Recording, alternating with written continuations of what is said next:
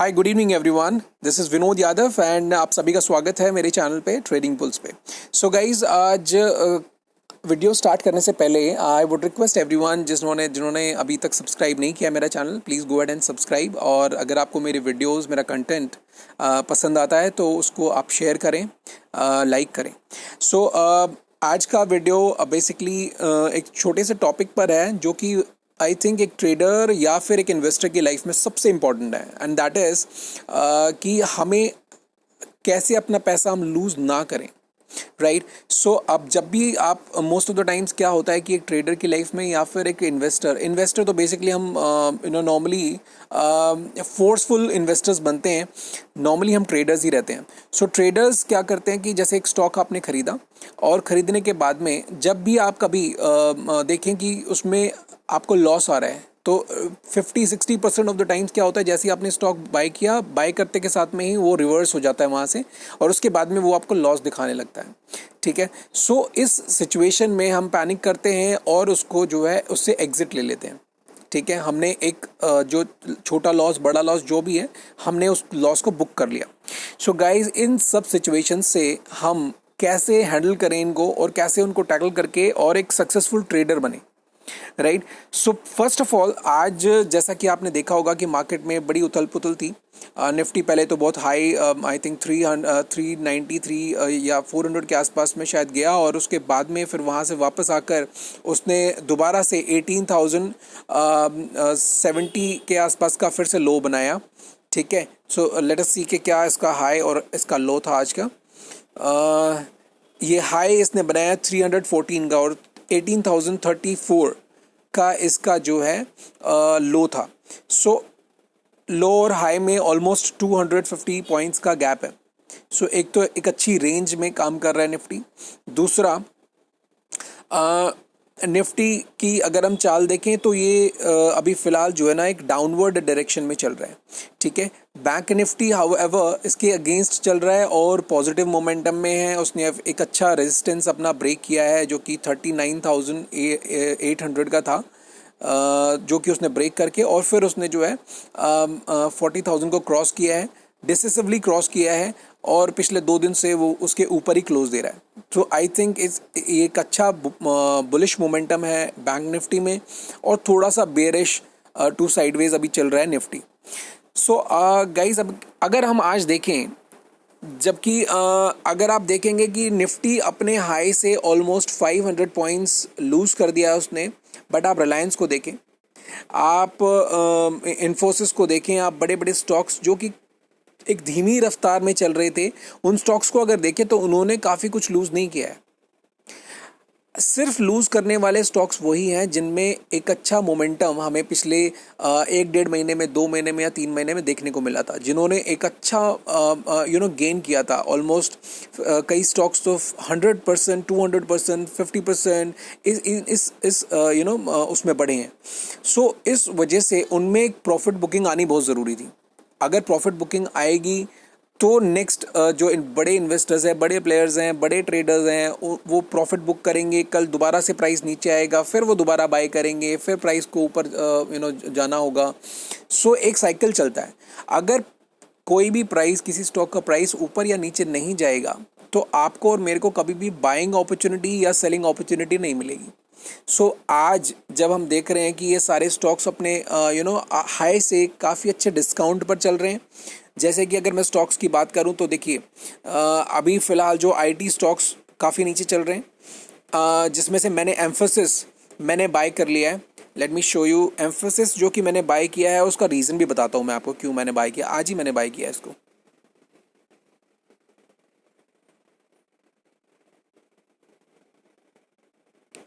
ये देखिए गाइस, अभी इसमें क्या है कि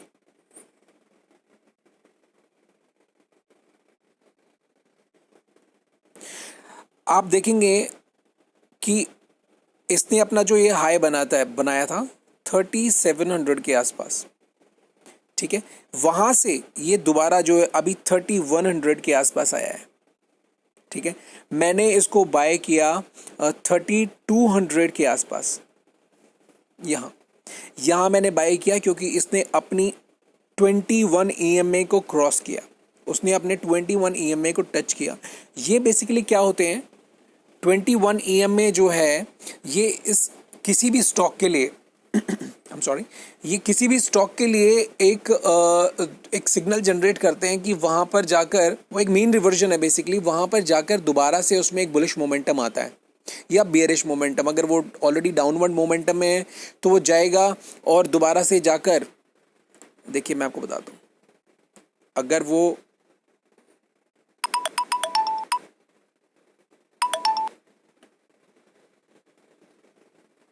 वो बुलिश मोमेंटम में है तो वो जाकर यहाँ, सॉरी बेयरिश मोमेंटम में जाएगा 21 EMA पे जाकर और फिर वहाँ से वापस चला जाएगा। अगर वो बुलिश मोमेंटम में, बुलिश मोमेंटम में क्या होगा, स्टॉक वहाँ से ऊपर आएगा, ये यहाँ से टच करेगा या थोड़ा सा नीचे जाएगा, क्लोज नहीं करेगा उसके नीचे, और फिर से जो है अपनी मोमेंटम जारी रखेगा। सो ये जो पोजीशंस होती हैं, जो ये EMAs हैं, जो मूविंग एवरेजेस है, ये बेसिकली हमारे को एक अपॉर्चुनिटी देती है कि वो अपने मीन रिवर्जन के पास में वो स्टॉक आ रहा है और हम चाहें तो उस स्टॉक को बाय कर सकते हैं।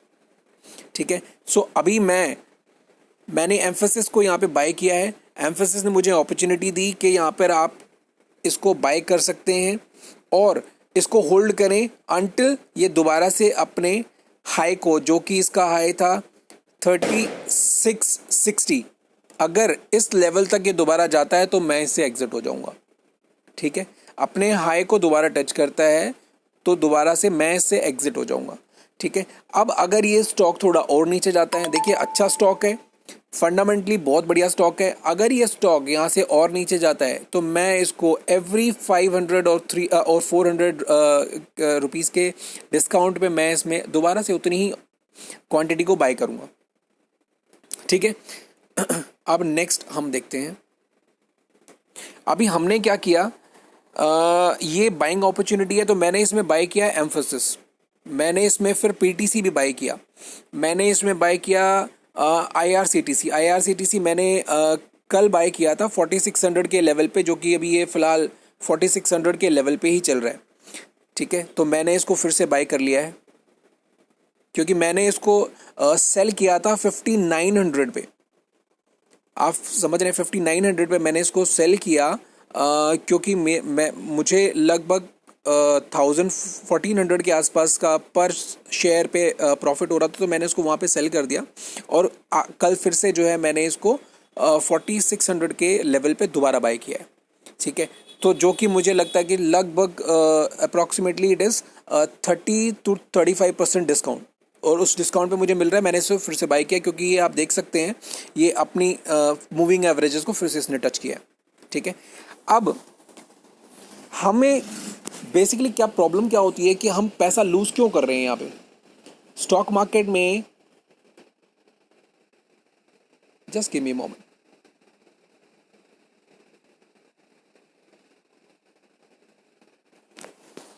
देखिए, आप जब भी पहले ट्रेडिंग शुरू करते हैं तो ट्रेडिंग शुरू करने से पहले तो दो चीज़ों को ध्यान हमेशा रखना चाहिए।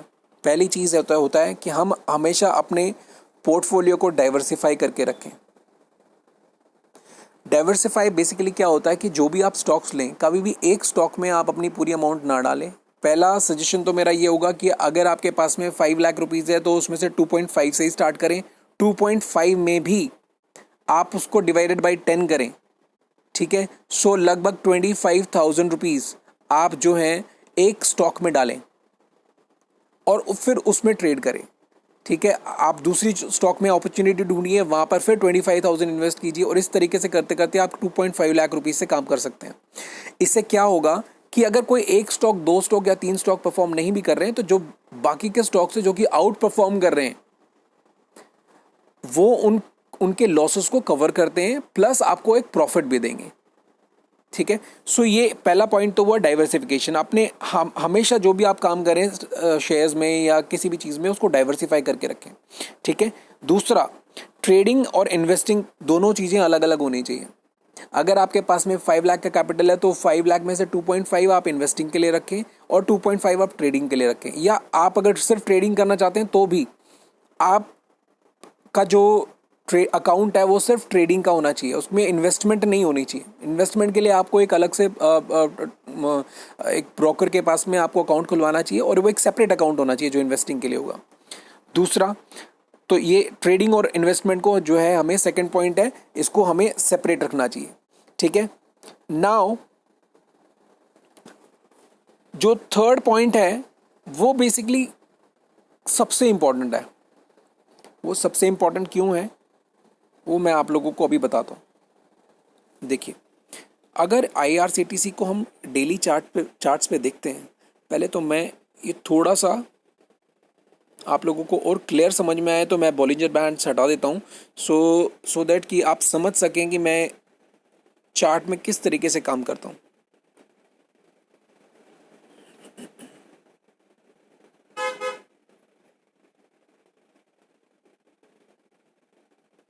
देखिए, अब ये चार्ट जो है अगर आप देखेंगे, ये सुपर ट्रेंड पे IRCTC जो बुलिश हुआ था वो हुआ था 28 अप्रैल 2021 को। उसने डेली सुपर ट्रेंड पे बुलिश सिग्नल दिया, ठीक है। मैंने इसको यहाँ पे बाय ना करके मैंने वेट किया कि एक रिट्रेसमेंट आता है और रिट्रेसमेंट के बाद में मैं लूँगा। तो रिट्रेसमेंट बेसिकली आया कहाँ पर, रिट्रेसमेंट आया ये देखिए, ये जो आप रेड कैंडल देख रहे हैं, ये रेड ऊपर से जब स्विंग करके वापस आता है इस रेड कैंडल पे, ये देखिए ये रिट्रेसमेंट है। इसने दोबारा से अपनी मूविंग एवरेजेस को टच किया, ये दोबारा से फिर ऊपर चलने लगा। अच्छा, इसमें आपको देखो बेनिफिट कैसे होगा। आपने अगर यहाँ पे आपकी क्वांटिटी हमेशा बहुत सोच समझ कर लेनी है। आपने अगर IRCTC के मान लेते हैं आपने यहाँ पे 10 शेयर्स खरीदे, ये लेवल है लगभग 1600 रुपीज़ का। अगर यहाँ पे 10 शेयर्स खरीदे आपने, इसको एवरेज करने के लिए क्या कर सकते हैं आप, एवरेज तो नहीं कहूँगा मैं इसको, बट इसमें अगर मैक्सिमम प्रॉफिट लेना है तो इसके लिए क्या करेंगे आप दोबारा से जब भी कभी ये स्टॉक अपने मूविंग एवरेजेस को टच करेगा, टच इन द सेंस आप देखिए यहाँ पे इसने कोई टच नहीं किया है, दोबारा से ये गया ऊपर, यहाँ पर आके इसने फिर से मूविंग एवरेजेस को टच किया। अब 13 EMA और 21 EMA जो मैंने अपने सेटअप पे लगाई है, जब ये यहाँ पर आता है तो इसका प्राइस आप देखें 2000 रुपीज़ हो चुका है, ठीक है। अभी जस्ट अ मोमेंट,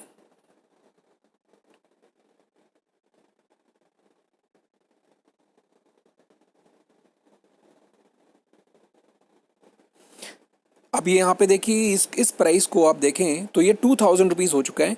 आपने फिर से यहाँ पे 10 स्टॉक्स फिर से खरीदी आप, ठीक है, या जो भी आपको क्वांटिटी लगती है वो आप, अगर आप पिछले बार आपने 10 क्वांटिटी खरीदी थी तो आज आप 5 क्वांटिटी खरीदिए, फिर से खरीदिए, क्योंकि एक प्रॉफिटेबल ट्रेड है।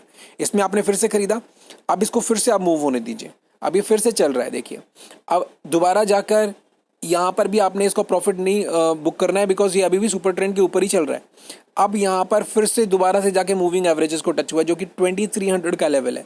फिर से आप यहाँ पे कुछ क्वांटिटी बाय कर सकते हैं।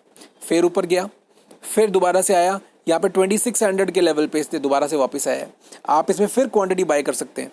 और अगर इसी तरीके से आप देखिए, चलिए हम चलें तो इसने फिर हमें मौका दिया लगभग 3700 के आसपास।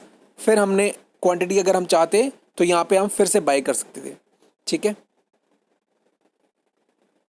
3700 के आसपास। और एट लास्ट आप देखिए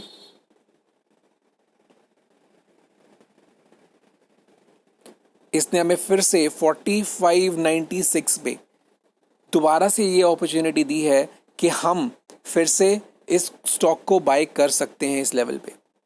अगर हम चाहते तो 1800 के लेवल से और आज 4500 तक के लेवल्स पर ये हमें 5 टाइम्स हमें अपॉर्चुनिटी दी है इसने कि हम इसको दोबारा से बाय करें, इसमें एडिशंस करते रहें। अगर ये स्टॉक जाकर 4187 मतलब कि सुपर ट्रेंड के नीचे जाके क्लोज हो जाता है, नेगेटिव ट्रेंड हो जाता है, तो आप वहां से निकल जाइए, सिंपल एज दैट। आपका अगर लॉस होता है, प्रॉफिट होता है, जो भी होता है, आप वहां से निकल जाइए। आप 1800 से और 4100 तक इस स्टॉक पर बैठे हुए हैं तो यू आर प्रॉफिटेबल। तो जब भी कभी आपने एवरेज करना है तो एवरेज आप हमेशा विनिंग साइड को कीजिए, लूजिंग साइड को एवरेज ना कीजिए। लूजिंग साइड को तभी एवरेज करना है जब आपने वो पोजीशन आप किसी स्टॉक के हाई से 20-30% डिस्काउंट पे अगर आपने वो स्टॉक लिया है और वो स्टॉक और भी थोड़ा सा नीचे जा रहा है, तब आप उसमें पोजीशन बना सकते हैं। बट बशर्ते कि वो जो स्टॉक है वो फंडामेंटली बहुत स्ट्रांग होना चाहिए। ब्लू चिप स्टॉक्स पे आप काम कर सकते हैं, सिर्फ ब्लू चिप स्टॉक पे काम कीजिए अगर आपको इस तरीके से काम करना है तो। ठीक है, तो ये जो पॉइंट्स है, मैंने 3-4 पॉइंट्स आपको बताए हैं, इसी तरीके से हमें बाइंग और सेलिंग करनी है। अगर इस तरीके से हम काम करते तो आई थिंक हमें कभी भी पैसा लूज करने की ज़रूरत नहीं पड़ेगी। देखिए, अगर आपने एक स्टॉक खरीदा और अगर आपको लग रहा है कि वो बहुत अच्छा स्टॉक है, आप उसको सेल ना कीजिए। अगर आप उसको लॉस चल रहा है, जो भी लॉस चल रहा है, आप उसको सेल ही मत कीजिए। आप उसको जब तक सेल मत कीजिए जब तक कि वो अपने बाइंग प्राइस पे दोबारा ना आ जाए। अब रिलायंस मैंने 2000 रुपीज़ के आसपास खरीदा और वो 1800 के आ, मैंने 1800 पे फिर से उसको एवरेज किया, वो उसकी 1900 के आसपास की एवरेज आ गई और फिर मैंने उसको 2100 पे सेल किया, तो मेरी एवरेज से फिर 200 रुपीज़ का मुझे प्रॉफिट हुआ। फिर वो 2100 से फिर से 2000 पे आया, मैंने फिर उसको बाय किया, फिर वो फिर से 1800 पे चला गया, मैंने उसको फिर से एवरेज किया, फिर वो 2200 पे मैंने उसको सेल किया। आप समझ रहे हैं? क्योंकि रिलायंस, देखिए, कोई भी कंपनी है, निफ्टी वीज में आप काम कर सकते हैं, कोई भी कंपनी है जो कि फंडामेंटली बहुत स्ट्रांग है, तो आप उसमें उसको नीचे जब वो जा रहा है तब भी आप उसको एवरेज आउट कर सकते हैं। बट देखिए, इस सब में सबसे इम्पोर्टेंट है कि आपका जो पोर्टफोलियो है वो डाइवर्सिफाइड होना चाहिए। आपने 5 या 10 या 15 स्टॉक्स में काम करना चाहिए। आप सिंगल एक स्टॉक में काम करके पूरी अमाउंट अगर उसमें डालते हैं और वो भगवान ना करे, बट अगर वो स्टॉक गलती से टम्बल आउट डाउन हो गया तो प्रॉब्लम हो जाएगी। अभी जैसे बहुत सारे स्टॉक्स में यस बैंक और DHFL, आइडिया, ये सारे स्टॉक्स, कई सारे म्यूचुअल फंड्स में और कई सारे जो दिग्गज हमारे इन्वेस्टर्स हैं उनके सबके पोर्टफोलियो में ये सारे स्टॉक्स थे। बट उनका जो स्टॉक का पोर्टफोलियो, जो पोर्टफोलियो था, उस पोर्टफोलियो का क्या परसेंटेज था उस पर्टिकुलर स्टॉक में। अगर 100 रुपीज़ का एक पोर्टफोलियो है जिसमें कि 5 रुपीज़ का यस बैंक पड़ा है और यस बैंक कल को जाके ज़ीरो हो जाता है तो उसका 5 रुपीज़ ही ज़ीरो होता है, बाकी के 95 रुपीज़ उसके आउट परफॉर्म कर रहे हैं, वो 1 के 4 हो चुके हैं। तो वो 100 रुपीज़ का पोर्टफोलियो आज 95 रुपीज़ का पोर्टफोलियो है जो है वो ऑलमोस्ट 400 हो चुका है, उसमें से सिर्फ 5 रुपीज़ उसने लूज़ किया है। और ये आप मार्केट में कोई गारंटी तो होती नहीं है कि कोई पर्टिकुलर स्टॉक चलेगा या नहीं चलेगा। ठीक है, तो आप एक अच्छा पोर्टफोलियो बनाइए, आप उसमें ट्रेड कीजिए और उसमें कभी भी आपको लूज़ नहीं होगा। लूज़ इसलिए नहीं होगा क्योंकि आपने अपने पोर्टफोलियो को डाइवर्सिफाई कर रखा है। आज ये स्टॉक चल रहा है, कल वो स्टॉक चल रहा है, आज किसी एक पर्टिकुलर सेक्टर का साइकिल है, दूसरे सेक्टर का साइकिल है, तो इस तरीके से साइकिल्स चेंज होते रहेंगे। बट आपको ऑलमोस्ट हर साइकिल में आपका कुछ ना कुछ शेयर होना चाहिए, ताकि आप ऑलमोस्ट हर टाइम आपका कुछ प्लस चल रहा हो और कुछ माइनस चल रहा हो, तो एवरेज आउट होके आप हमेशा प्रॉफिटेबल होंगे। ठीक है, so this is it guys, I think for today it's enough. मुझे लगता है कि इस तरीके से हम काम करें तो अच्छे प्रॉफिटेबल हो सकते हैं। ठीक है, so that is it for today. Thank you guys. अगर मेरा कंटेंट आपको पसंद आता हो तो please do share, subscribe and like my videos. Thank you all, good day.